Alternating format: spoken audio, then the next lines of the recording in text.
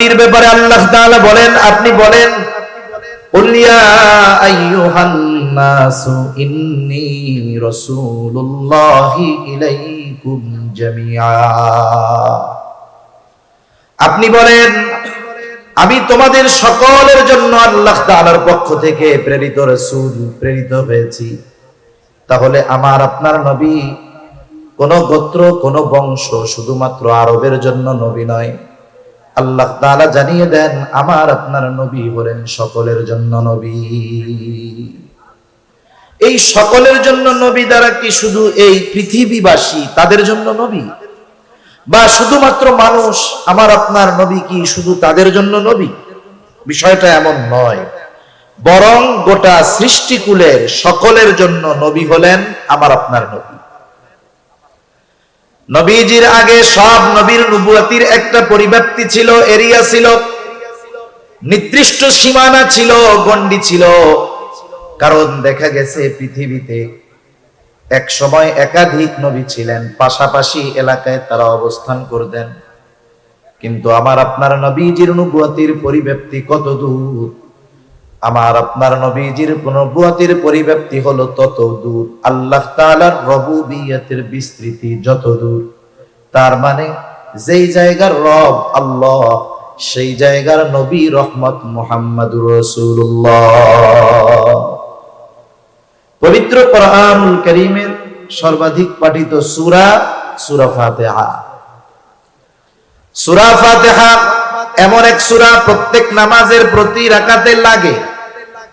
ইমামের পেছনে যখন পড়া হয়, ইমামের কেরাতি, মুসল্লির কেরাত, তখন আমরা পড়ি না, তখন ইমামেরটা শুনি।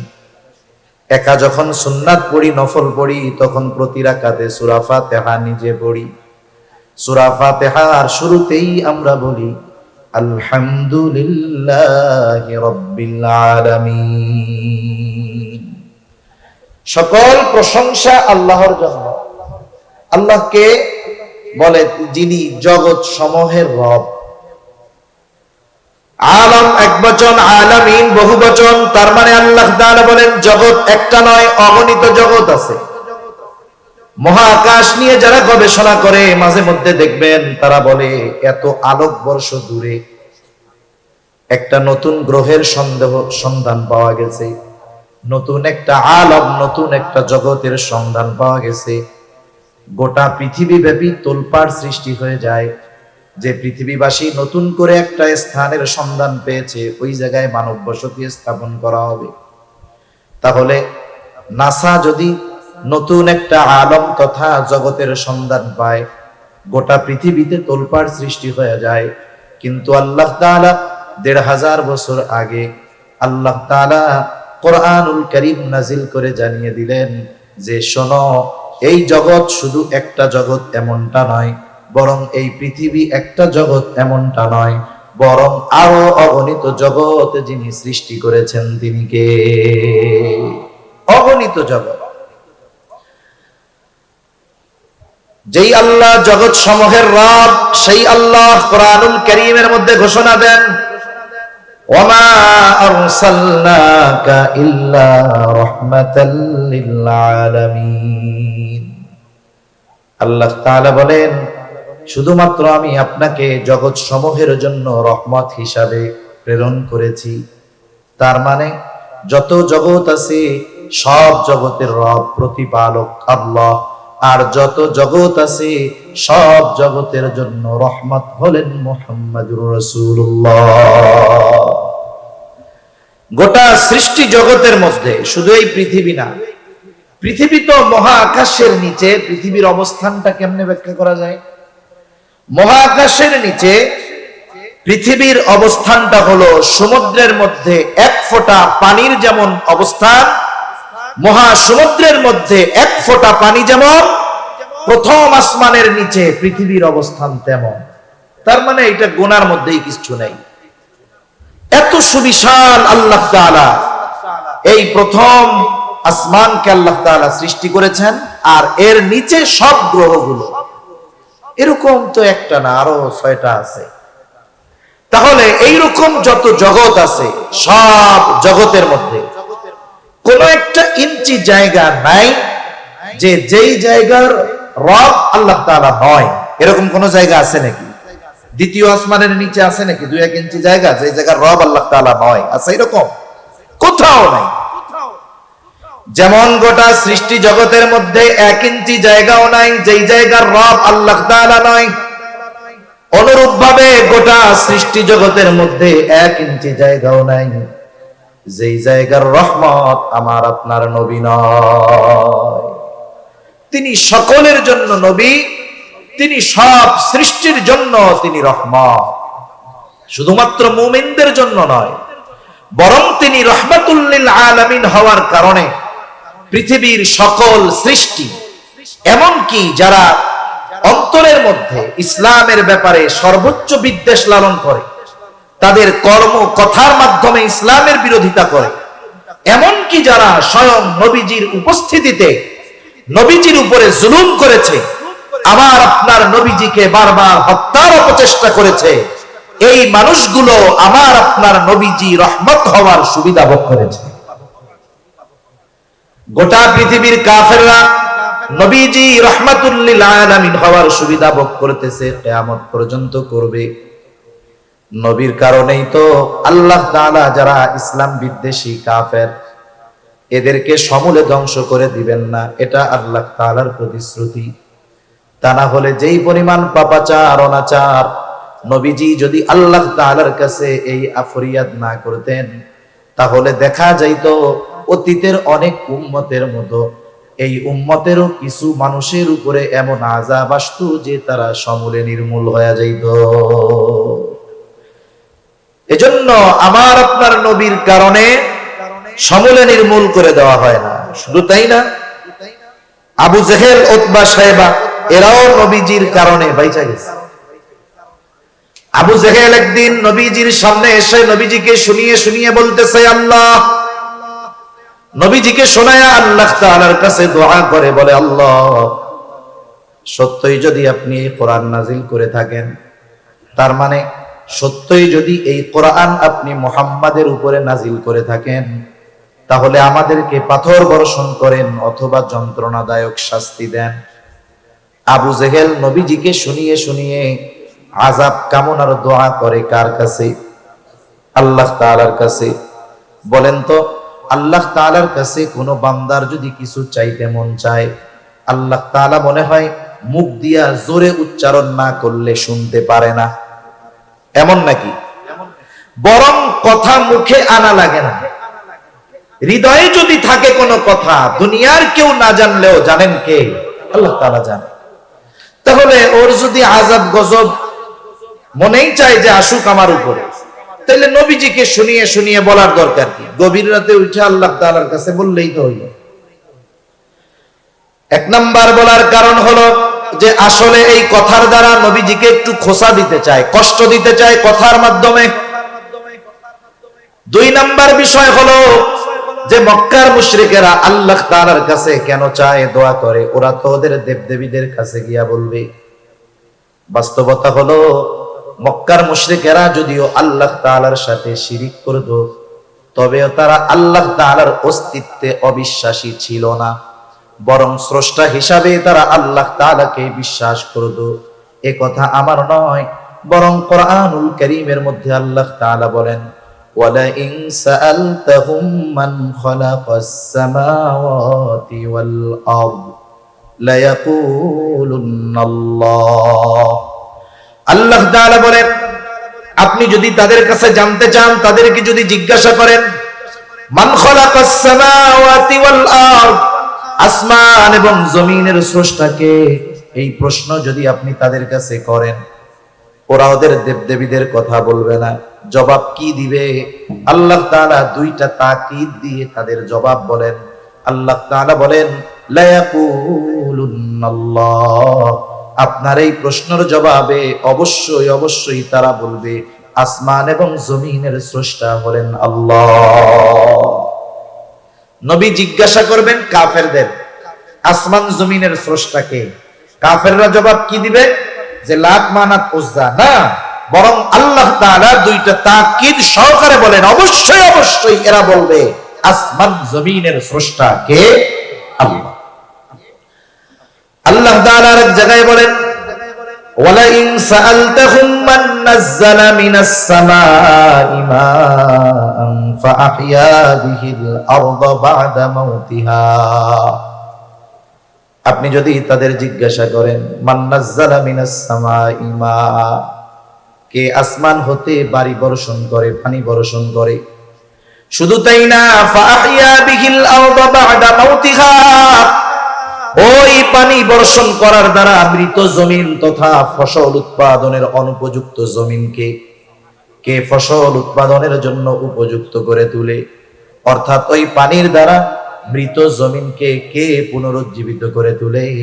ওরা ওদের দেবদেবীদের কথা বলবে না, কি বলবে জবাবে?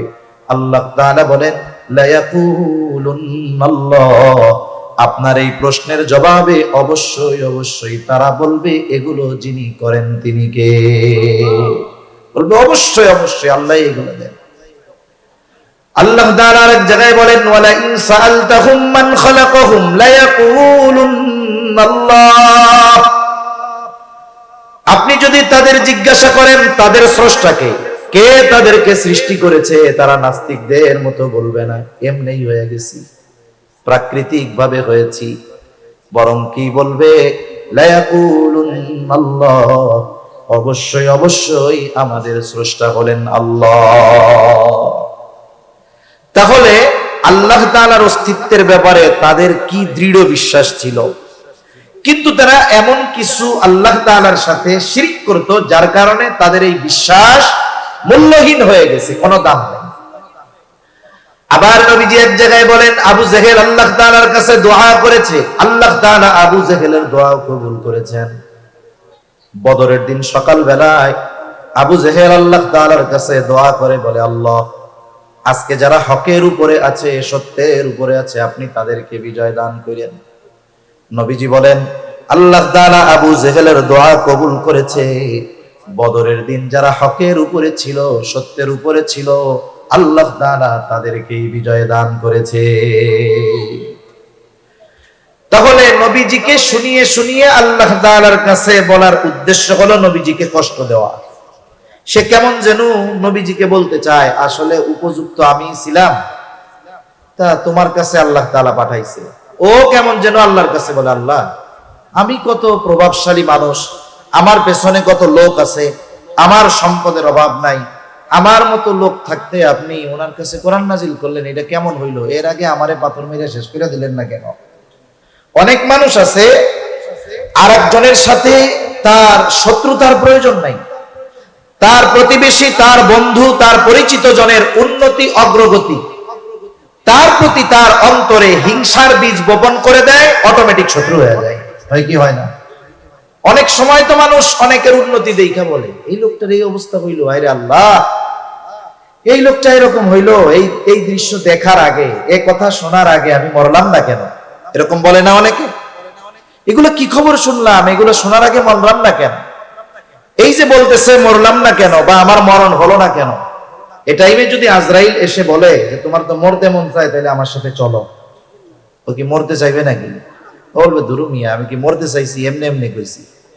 তার মানে চিন্তা করেন, পরশ্রী কাতরতা, হিংসা কেমন এক রোগ, যে এটার কারণে অনেক সময় মানুষ নিজের মৃত্যুও কামনা করে। এজন্য বুজুর্গদের সোহবতে যাওয়া দরকার আমাদের, যাতে আমাদের এই অন্তরের রোগগুলো দূর হয়ে যায়। অন্তরের রোগ এটা জটিল এক জিনিস। যেমন পৃথিবীতে যত ভয়ানক রোগ আছে, মরণ ব্যাধি, দেখবেন এই মরণ ব্যাধি যে রোগগুলো, এই রোগগুলোর আলামত শরীরের বাহির অংশে প্রকাশ পায় খুব কম। হার্টের রোগ আপনি বাহিরে কিছু দেখবেন না, ভিতরে ক্যান্সারের জীবাণু দেহ খেয়ে ফেলছে, বাহিরে কিছুই টের পাওয়া যায় না। এই হিংসা হলো মানুষের ঈমান ধ্বংস করা, আমল ধ্বংস করার অন্যতম এক রোগ। এজন্য আল্লাহ তাআলার কাছে দোয়া করা, যারা এই রুহানি চিকিৎসক, অন্তর পরিশুদ্ধ করার চিকিৎসক, যারা হক্কানি বুজুর্গানে দ্বীনের সোহবতে গিয়ে আমাদের দিলগুলোকে পরিষ্কার করা দরকার, ঠিক কিনা বলেন? তা আবু জেহেল এই কথা নবীজিরে শোনায় শোনায় বলতেছে, মানুষ যখন আমাকে আপনাকে কোনো কথা বলবে, তিরস্কার করে, খোঁচা মেরে, মানুষ হিসাবে স্বাভাবিক আমার আপনার খারাপ লাগতেই পারে, ঠিক কিনা বলেন? আবার অনেক সময় অনেক ভদ্র মানুষ আছে, মানুষ যদি তাকে তিরস্কার করে কিছু বলে চুপ করে থাকে। সবাই তো আর একরকম নয়। মনে করেন কতজন হুজুরদের বলে জঙ্গি, মোল্লা, মানুষের বাড়িতে খায়, এই করে সেই করে। দেখবেন কিছু মানুষ আছে শরীফ মানুষ, উনি খালি শুনে, কিছু বলে না, মাথা নিচু করে চলে আসে। আবার অনেক সময় অনেকে আছে যে তিনি খুব ভদ্র, সাথে আছে এক বন্ধু, এটা খুব চেতা। এখন ওই ভদ্র মানুষকে কেউ যদি তিরস্কার করে, সে যদিও কিছু না বলে, কিন্তু সাথে যে শক্তিশালী বন্ধু সে চুপ করে বসে থাকে না, প্রতিদিন নাই। কিন্তু আল্লাহ তাআলা জবাব পাঠায় দিলেন আমার আপনার নবীর জবান দিয়ে। আল্লাহ তাআলা বলেন, হাবিব, আসলে ওরা যা বলে, ওরা যা করে, ওরা যে শাস্তি কামনা করে তার চাইতে কঠিন বিষয়ের উপযুক্ত দ্বারা, কিন্তু শাস্তির উপযুক্ত হওয়ার পরেও কেন আমি শাস্তি দেই না শুইনা নেন। আল্লাহ তাআলা বলেন, ওয়ামা কানাল্লাহু লিয়ুআযযিবাহুম ওয়া আনতা ফীহিম। শাস্তি দেই না কেন? এটা আপনার সম্মানার্থে। আপনি যতক্ষণ তাদের মধ্যে আছেন, শুধুমাত্র আপনার সম্মানার্থে আমি তাদেরকে আযাব দেই না। তাহলে আবু জেহেল, উতবা, সায়েবা সহ এরা শাস্তির উপযুক্ত, শাস্তির উপযুক্ত, শাস্তি পাওয়ার মতো কথা কাজ সবকিছু করার পরেও আল্লাহ তাআলা আযাব কেন দেন নাই? বলে আপনি আছেন এই জন্য দেই নাই। কেন দেই নাই? বলে আপনি তো রাহমাতুল লিল আলামিন, আপনি এই পৃথিবীতে আছেন আর শাস্তি দেব, আযাব দিব, এটা হতে পারে না, কারণ আযাব আর রহমত একসাথে থাকতে পারে। এজন্য অতীতে যত নবীর উম্মতদেরকে আল্লাহ তাআলা শাস্তি দিয়েছেন, এমনটা কখনো হয় নাই আল্লাহ আযাব দিয়েছেন আর ওই জায়গায় ওই নবী উপস্থিত আছে, এমনটা হয় নাই। আগে আল্লাহ তাআলা ওই নবীকে তার নবুয়তির এরিয়ার বাইরে নিরাপদে সরায় নিছেন, এরপরে আল্লাহ তাআলা আযাব দিয়েছেন। তাহলে আদ গোত্রের নবী হুদ আলাইহিস সালাম, আল্লাহ শাস্তি দিতে চাইলেন, হুদ নবীকে সরায় নিলেন। ইউনূস আলাইহিস সালাম যেই জায়গার নবী সরায় নিলেন, শুআয়ব আলাইহিস সালামকে সরায় নিলেন, সালেহ আলাইহিস সালামকে সরায় নিলেন। উনি ওনার নবুয়তির এরিয়ার বাইরে চলে গেল। বলেন তো আমার আপনার নবীকে কোথায় সরায় নিবে? কারণ সরানোর মতো 1 ইঞ্চি জায়গা গোটা সৃষ্টি জগতের কোথাও নাই। কারণ আমার আপনার নবী হলেন রাহমাতুল লিল আলামিন। আমার আপনার নবীর সম্মানার্থে কাফেররা শাস্তি পায় নাই নগদে, নাইলে ওরা যা করেছে শাস্তির উপযুক্ত ছিল।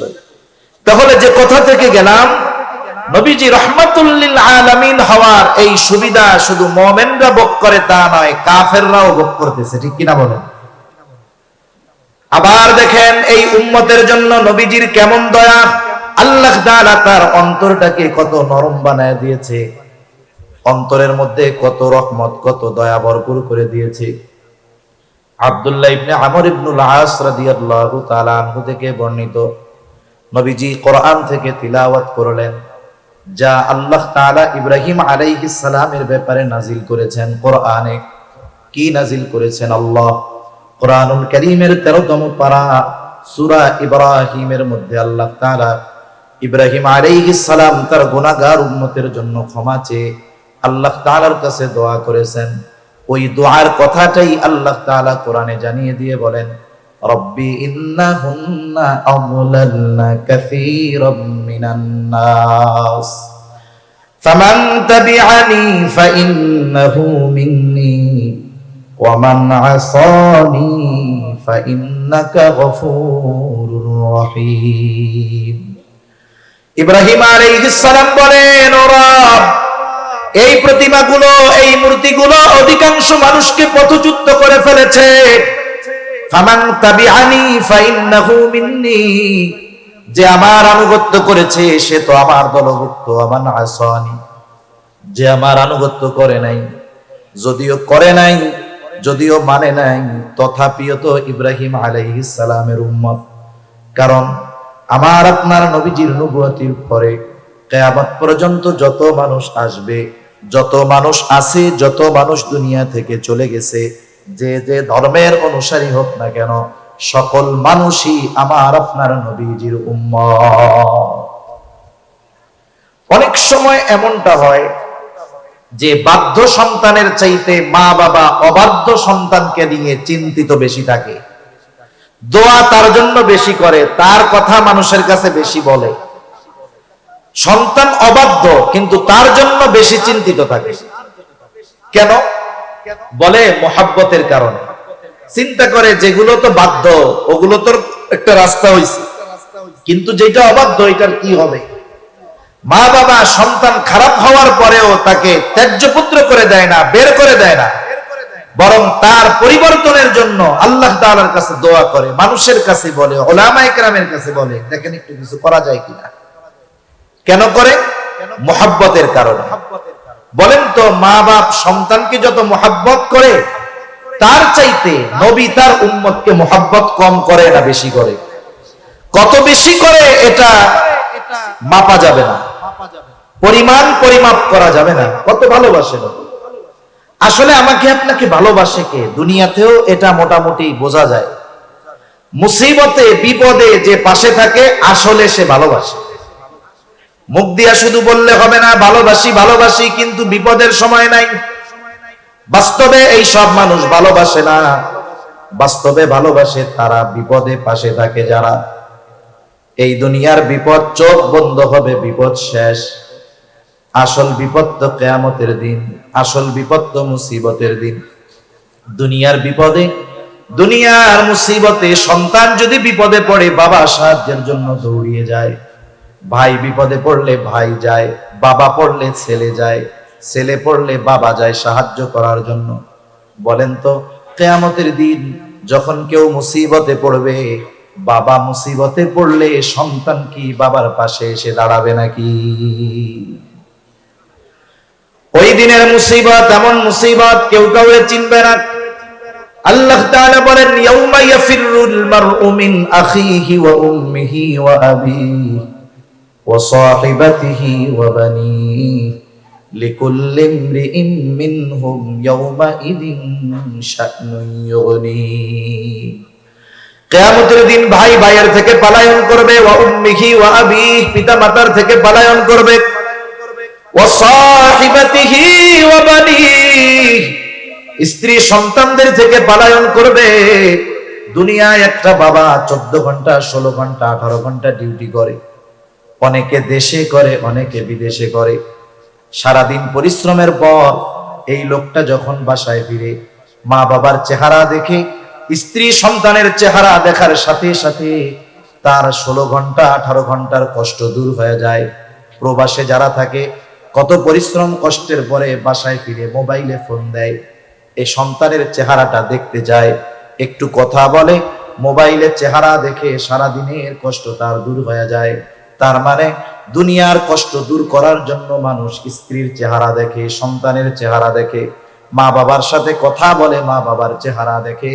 কিন্তু কিয়ামতের দিন ওই মুসিবত এমন মুসিবত, যেই দিন সন্তানের চেহারা দেখলে চিন্তা দূর হবে না, মা বাবার চেহারা দেখলে চিন্তা দূর হবে না, বরং ওই দিন মানুষেরা স্ত্রী সন্তানদের চেহারা দেখাটাকে আরো বড় মুসিবতের কারণ মনে করবে। এই জন্য একজন একজনের থেকে পালাতে থাকবে। সেই দিন সবাই নিজ চিন্তায় বিভোর থাকবে, চিন্তিত থাকবে সবাই। আমার আপনার নবীজিও চিন্তিত থাকবে, তবে সবাই চিন্তিত থাকবে নিজের জন্য, নবীজি চিন্তিত থাকবেন উম্মতের জন্য।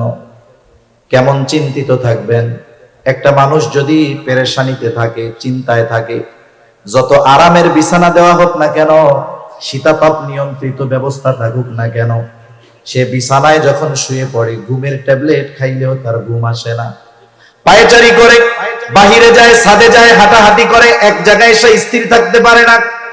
নবীজি কিয়ামতের দিন উম্মতের চিন্তা এক জায়গায় থাকবেন না। নবীজি একবার চলে যাবেন হাউজে কাউসারের কাছে, না জানি তার কোন উম্মত পানি পানে মাহরুম হয়ে যায়। আর একবার চলে যাবেন মিজানের কাছে, না জানি তার কোন উম্মত ওজনে ধরা পড়ে যায়। আবার চলে যাবেন জাহান্নামের কাছে, না জানি কোন উম্মতকে জাহান্নামে দিয়ে দেওয়া হয়। আর একবার চলে যাবেন পুলসিরাতের কাছে, না জানি কোন উম্মত পুল পাড়ি দিতে ব্যর্থ হয়ে যায়। আবার উম্মতের জন্য সুপারিশ দরকার, আল্লাহ তাআলার কাছে চলে যাবেন সুপারিশ করার জন্য। সব নবী জান্নাত অভিমুখে রওনা হয়ে যাবে, জান্নাতের দোরগোড়ায় পৌঁছিয়ে যাবে, কিন্তু জান্নাতের দরজা বন্ধ। বলে খোলো না কেন? বলে যিনি আসলে খোলা হবে তিনি আসেন নাই। কোথায় তিনি? হাসরের ময়দানে। কি করতেছেন? উম্মতের চিন্তায় বিভোর। বলে নবী ততক্ষণ পর্যন্ত জান্নাত অভিমুখে রওনা হবে না যতক্ষণ না তার ওই উম্মত যার অন্তরে যাররা পরিমাণ হলেও ঈমান ছিল তার ব্যাপারে যতক্ষণ আল্লাহ তাআলার পক্ষ থেকে জান্নাতের নিশ্চয়তা না আসবে ততক্ষণ পর্যন্ত আমার আপনার নবী নিজে জান্নাত অভিমুখে রওনা হবে না। তাহলে বাস্তবতা হলো মা বাবা কতটুকু ভালোবাসে তার চাইতে বেশি ভালো আমার আপনার নবী আমাকে আপনাকে বাসে। ইব্রাহিম আলাইহিস সালাম তার উম্মতকে ভালোবাসে, এই জন্য আল্লাহ তাআলার কাছে কেমন যেন বলতে চায়, ও রব যারা আমার আনুগত্য করে নাই তারাও তো আমার উম্মত, ফা ইন্নাকা গফুরুর রহিম। কেমন যেন বলতে চায় আপনি তো গফুর, আপনি তো রহিম, আপনি চাইলে আমার এই গুনাহগার উম্মত গুলাকেও মাফ করে দিতে পারে। وقال عيسى عليه السلام إن تعذبهم فإنهم عبادك وإن تغفر لهم فإنك أنت العزيز الحكيم। ঈসা আলাইহিস সালাম তার গুনাহগার উম্মতের জন্য আল্লাহ তাআলার কাছে দোয়া করে বলে ইন তুআযিবুহুম ফাইন্নাহুম ইবাদুক, আপনি যদি তাদেরকে শাস্তি দেন তারা তো আপনারই বান্দা, ওয়া ইন তাগফির লাহুম ফাইন্নাকা আনতাল আজিজুল হাকীম, আর আপনি যদি তাদেরকে মাফ করে দেন আরে আপনি তো আজিজ, আপনি তো হাকিম, আপনি মহাপরাক্রমশালী মহাপ্রজ্ঞাময়। ঈসা আলাইহিস সালাম কেমন যেন বলে আল্লাহ আমার উম্মত আপনার গুনাহগার বান্দাগুলারে আপনি মাফ করে দেন। দুই নবী তার উম্মতের জন্য ক্ষমা চেয়ে আল্লাহ তাআলার কাছে দোয়া করছে। নবীজি উম্মতের কথা তো সব সময় অন্তরে আছে, যার বাবা মারা গেছে সব সময় অন্তরে বাবার কথা থাকে না? থাকে। কিন্তু যখন আরেকজনের বাবাকে দেখে বাবার কথা একটু তখন বেশি মনে পড়ে। নবীজি সব সময় উম্মতের চিন্তা করেন, কিন্তু দুই নবী যখন উম্মতের ব্যাপারে দোয়া করছে উম্মতের কথা একটু বেশি মনে পড়ে গেছে। এবার নবীজি কি করলেন? ফারাফা ইয়াদাইহি ওয়া ক্বালা আল্লাহুম্মা উম্মতি উম্মতি ওয়া বাকা। নবীজি দুই হাত উঁচু করলেন, দুই হাত উঁচু করে বলতেছেন আল্লাহুম্মা উম্মতি আল্লাহুম্মা উম্মতি, আয় আল্লাহ আমার উম্মত আমার উম্মত। আর দুই চোখ দিয়ে অজরে পানি জোরে পড়তেছে। নবীজি কান্না করেন আর এটা বলতেছেন আমার উম্মত আমার উম্মত। আল্লাহ তাআলা জিবরাইল আলাইহিস সালামকে বলে জিবরাইল যাও মুহাম্মাদের কান্নার কারণ জিজ্ঞাসা করো। জিবরাইল আলাইহিস সালাম চলে এসেছে, এসে জিজ্ঞাসা করে আপনার কান্নার কারণ কি? যদিও আপনার কান্নার কারণ আপনার মালিক জানে, এরপরেও তিনি শুনতে চায়। আরে আল্লাহ জানার পরে কেন শুনতে চায়? মাঝে মধ্যে আমি বলি বৃহস্পতিবার বিকাল বেলায় মক্তবের বা হিফজখানার ছোট একটা বাচ্চা ওস্তাদের কাছে গেছে আসরের পরে, ওস্তাদের পাশে বসে শুধু কান্না করে, কিছু বলে না। ছোট বাচ্চা, বলেন তো বৃহস্পতিবারে কোন মক্তবের বা হিফজখানার ছোট বাচ্চা যদি হুজুরের পাশে বসে কান্না করে, কি জন্য কান্না করে ওস্তাদকে বলার দরকার আছে নাকি? বলেন তো কেন কান্না করে?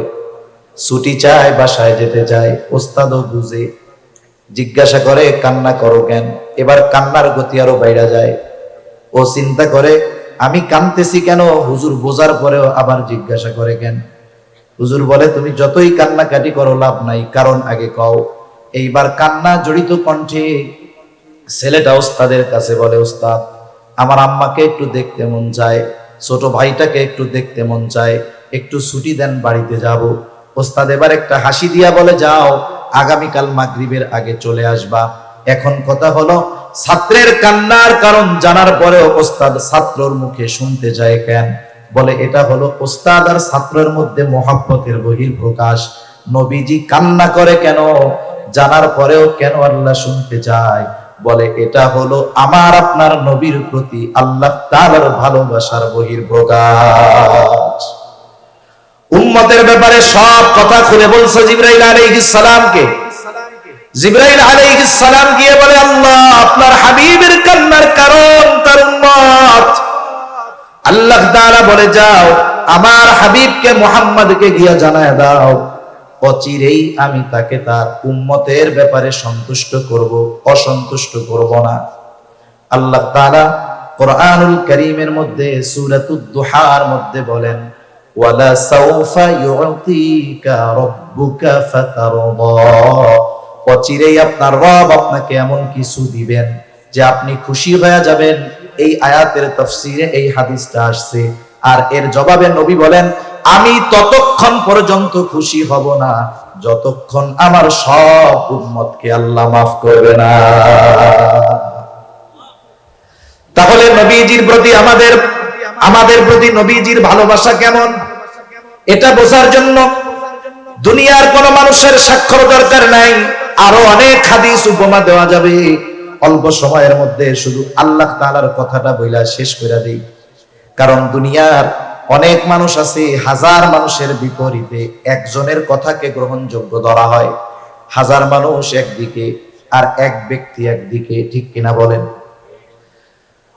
আল্লাহ রাব্বুল আলামিন স্বয়ং নিজে জানিয়ে দেন নবীজির আমাদের প্রতি কত মায়া, কত দয়া, কত মোহাব্বত, কত ভালোবাসা।